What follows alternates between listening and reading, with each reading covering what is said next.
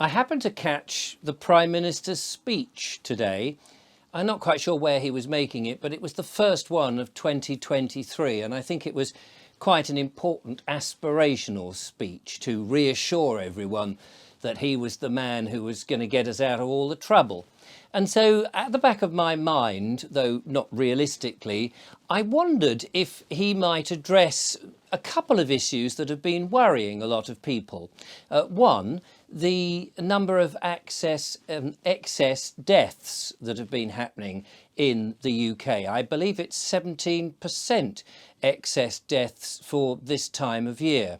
It's not only this country that is experiencing this. According to statistics, it's right across the world. All of a sudden, from the last couple of years, they seem to have been ramped up, the number of people who've inadvertently dying, and nobody knows why. So I wondered if he might mention that.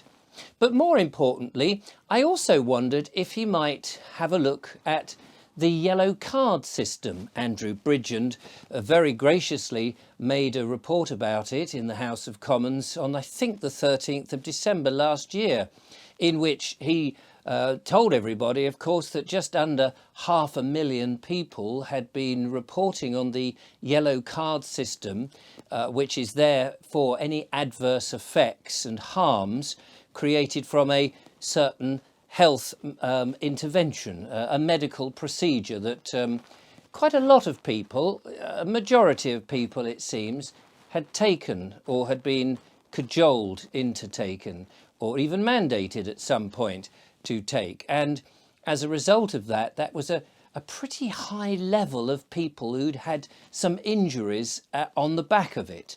And of course, it's not just this country that's been experiencing this.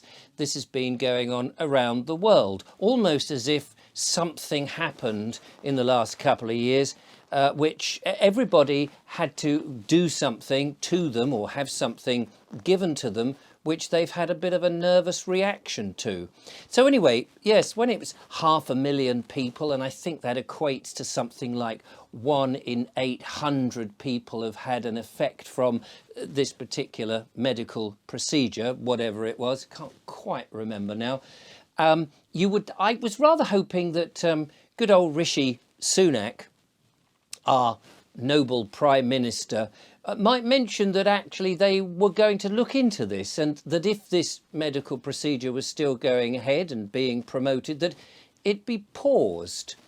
But I was disappointed, although, as I say, I wasn't really expecting him to mention it, but I was disappointed because had he have mentioned it, a world leader like our Prime Minister, full of passion for the family and for innovation and for technology and mathematics and all the good stuff that he is promising for us, I thought it might send a message around the world and perhaps more people would look into this problem.